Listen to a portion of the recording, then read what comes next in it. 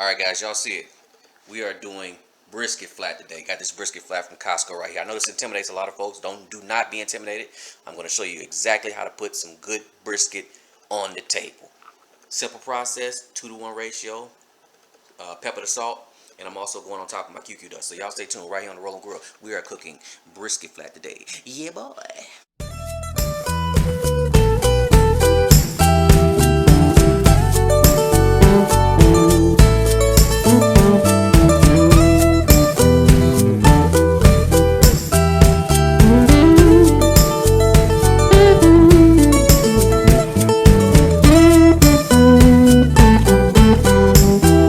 Alright folks, here we are, brisket point.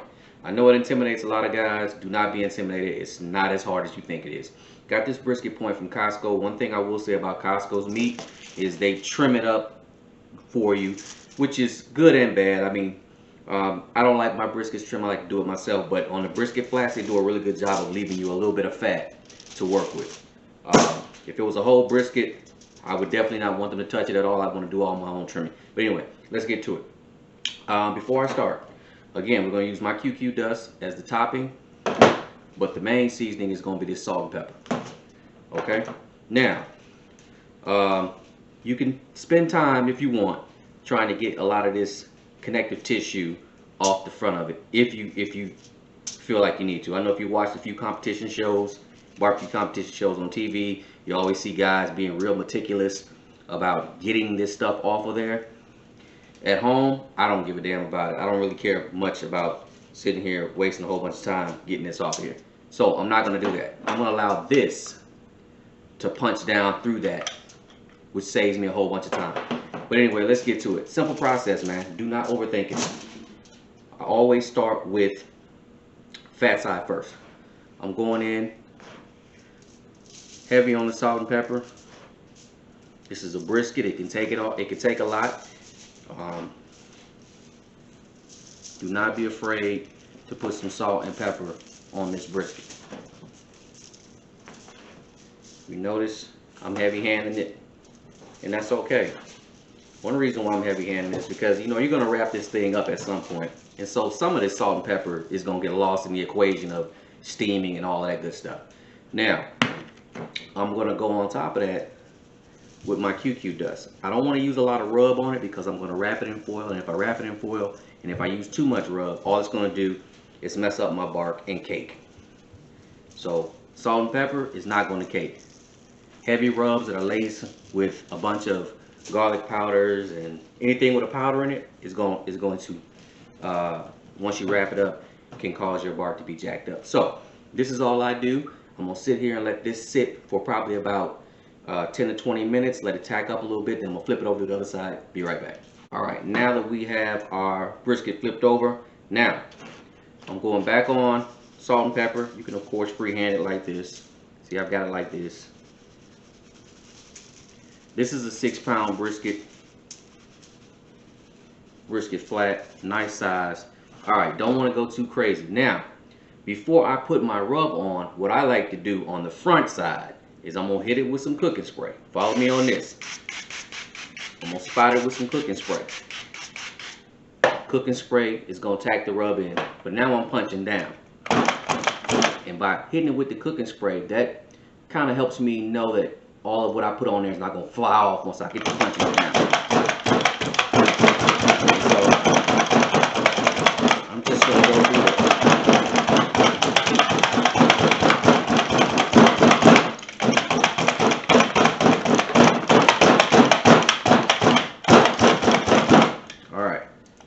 If you do not have one of these, do not worry about it. You don't have to do that. It's just something I like to do to my briskets because I want to push the salt and pepper, the salt into the meat. I want to push it in the meat. I know this is a dense piece of meat. A lot of times it's hard to season inside, but I'm going to give myself an extra shot by trying to push that seasoning down in it. Then I'm coming back on top with my rub. Alright. And I'm not going to go crazy with it. And that's it. That's all I'm doing. I'm going to let this sit here and tack up for probably about 20-30 minutes. Once it starts to look like the moisture is coming out, that's when I'm putting it in the smoker. I got my smoker lit up so far. I'm going to use the vertical propane smoker. I'm running post oak wood. That's it. All right, after 30 minutes, we are ready to go. We got some tacking up on our brisket. I added a little more black pepper to it just to give it a little more black pepper bark. And we are good to go. So let's do a recap. Costco brisket, 6-pounder. Didn't do much trimming at all on the bottom. Didn't do trimming at the top. Hit it with the jacquard. Press the seasoning down. The salt and pepper both sides heavy. Pressed it down. Then I came on top of it with my party dust. My QQ dust, actually. And we let it set for 30 minutes to tack up. Our pit is running. Post oak wood. We're ready to go to the pit. So let's go outside with it, y'all. All right, y'all. I am going to put this right here on my third rack.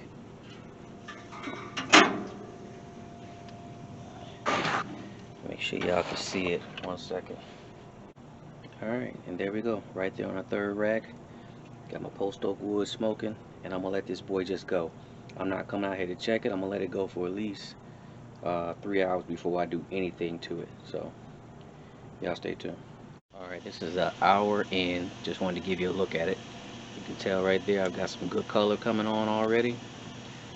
Some good color. I did do fat side up in this one, but after an hour and a half, I'm gonna flip it over. So I'm gonna do an hour and a half fat side down, hour and a half fat side up. It'll give me 3 total hours before I do any kind of wrapping or anything like that. But looks good so far. Nice looking brisket. I did put some water in my water pan just to control it, heat a little bit, but I'm good to go. So I'm gonna close it up and keep on rocking and rolling.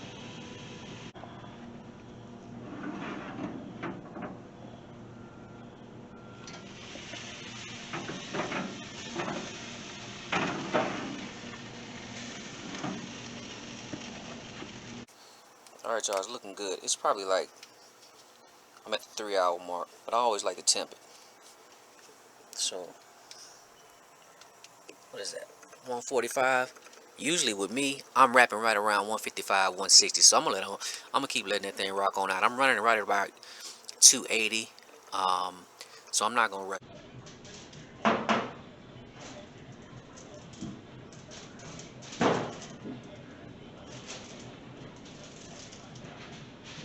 Alright, as soon as you remove the brisket, you definitely want to temp it.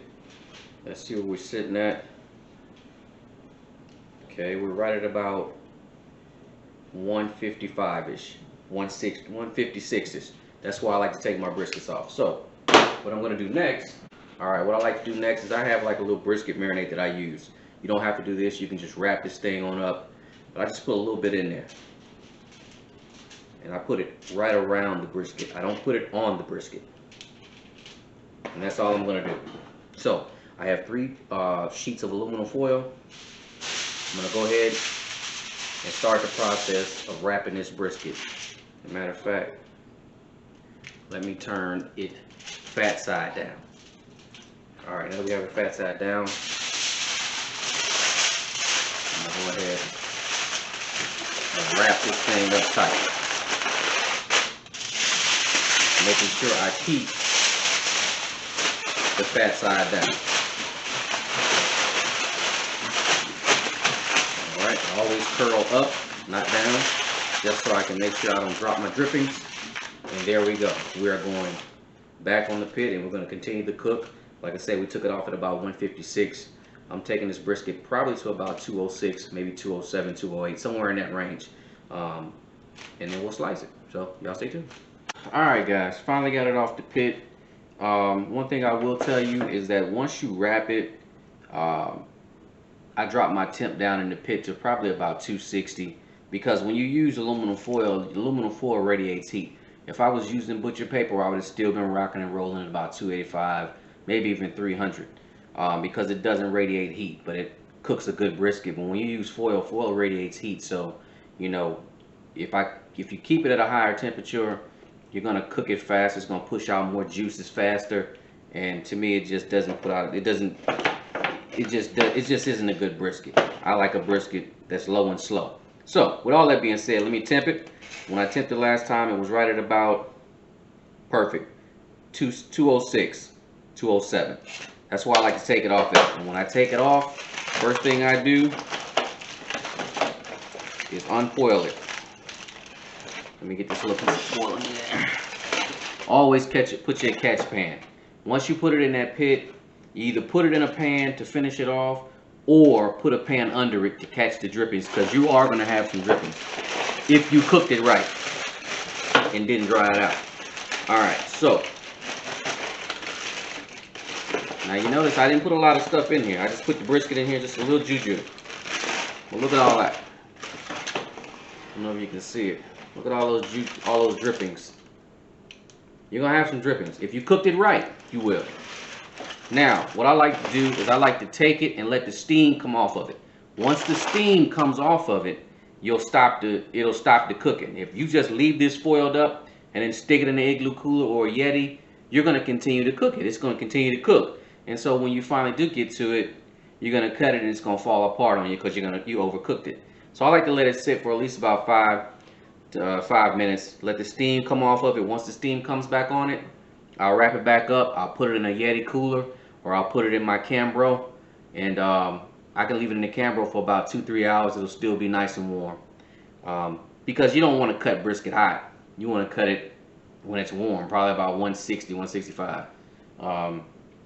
So I'm gonna let this sit for 5 minutes, wrap it back up, and we'll get to the next step, which is to cut it. All right, it's been 5 minutes, so what I'm gonna do now is I'm gonna go ahead and just lightly tint it. Like I say, if you plan on eating it now, I would let it cool down to probably about 165 before you start cutting it, just so it doesn't run all its juices. But I'm just gonna lightly tint it, just like that. The steam has escaped. Now I'm good. I could either put it in a cooler, like I said, or I could do what I want to do with it. But I'm just gonna let it sit here and come down to temp slowly, and then we'll cook. We'll slice. So. Be back in a second. All right, I'm gonna go ahead and take my brisket out and place it on my cutting board. So I've got 2 nice clean towels that you can see I've used to move my brisket around. Don't want to use tongs, only because tongs tend to break it up. All right, so let me get this brisket out.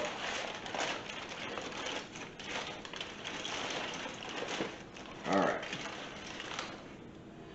and there we go. Take my towels and put them away.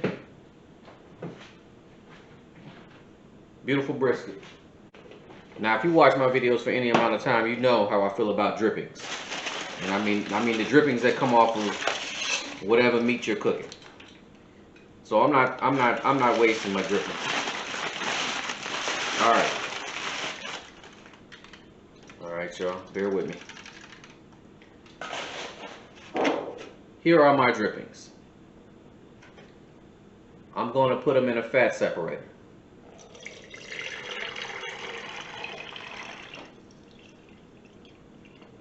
That brisket pumped out a lot of good drippings. Man, separate the fat. You know, you don't even need no barbecue sauce. You can just separate the fat, dredge that brisket right back over the drippings that came from it. So I'm just going to put these to the side somewhere. Let them do their own thing.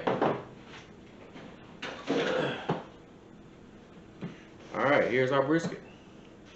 Now, I don't want to cut it while it's hot, so let me temp it again just to make sure. I'm at about 180, so I'm going to come back. I'm going to let it sit on this cutting board, and once it gets to about 170, then I'll cut it. So, be back in a minute. Alright, this is my fat separator, so I'm going to go ahead and put all the good juju in this container right here. And that right there is all the fat that's left. That's all fat. And this is all the good stuff. Yes, sir. All right, let's go ahead and get into it. I can't wait. I wanted to wait, but I can't. So, we already know from earlier in the video that the striations, that the grains are running this way. Matter of fact, let me turn it around. The grains are, yeah, they're running this way. It doesn't matter which way you do it. They're running it this way. So usually I'll cut my brisket with the fat side up, and you can see that fat. Look how tender that fat is. Look at there. It's like gelatin. That's when you know you cook that thing right. So what I'm gonna do, I'm not gonna flip it over and cook it and slice it fat side. I'm gonna go ahead and slice it on this side. All right, let's go ahead and cut it. All right, we all know that the end pieces are gonna be, they're gonna be probably the driest portions of a brisket. So I'm gonna go ahead and start right here in the center. Let me turn that thing on around. Got a nice little smoke ring. Not too bad. I'm not pressing my brisket, but it's got a nice little smoke ring. It's not bad at all. So, let's go ahead and get some slices.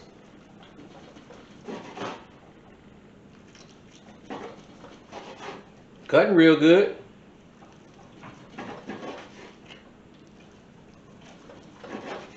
Nice cuts. So, hopefully y'all can see that. Sucker is super juicy. Let me back this one up a little bit. Woo, that's hot. Woo. All right. There you go right there. You can see it's still hot. I'm so mad because I cut it while it's still hot. I didn't want to do that because if you do it when it's still hot, like I say, you will dry it out. But if that sucker can bend over your finger like that, you can move your finger around that sucker. Don't break. You cooked it right. You cooked it right. And that's it, folks. That's it.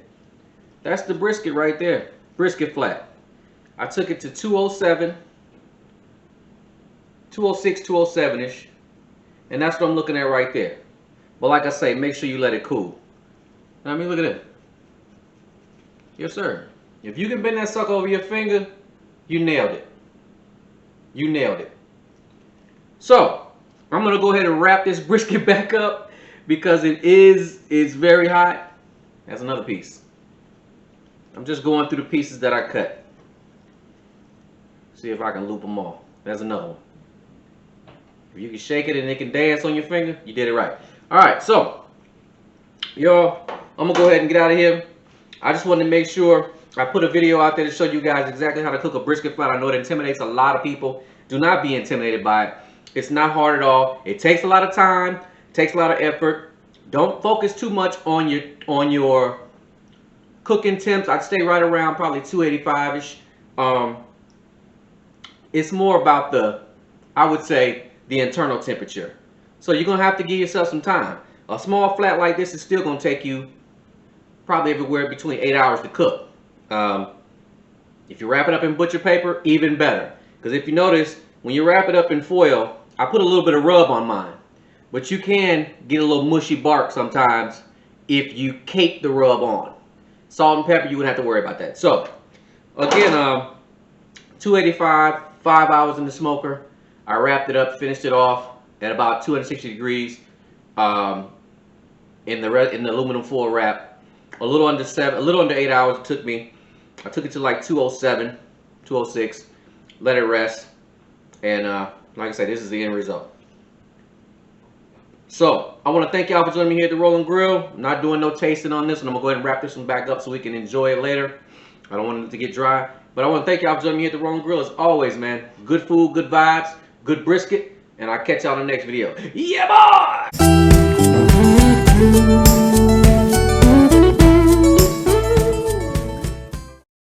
Man, I got to get me a taste of this.